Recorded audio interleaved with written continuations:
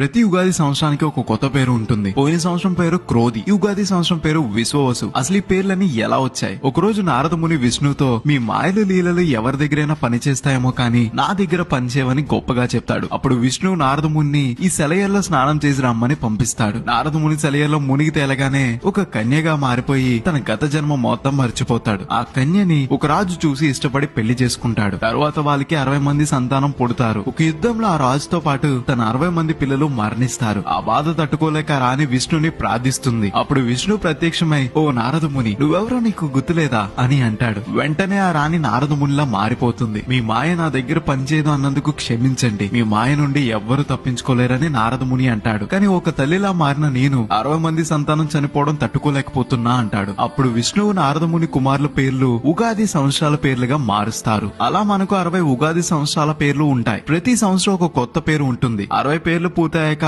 మళ్లీ మొదటి నుండి ప్రారంభమవుతుంది. 2025 ఉగాది సంవత్సరం పేరు విశ్వావసు. ఇది నారద మహర్షి కుమారుల్లో ఒకరి పేరు. ఇది ఉగాది పేర్లు వెనుకున్న కథల్లో ఒక కథ. ఇలాంటి మరిన్ని వీడియోస్ కోసం గోదావరి స్టేషన్ ని ఫాలో అవ్వాలి మరి.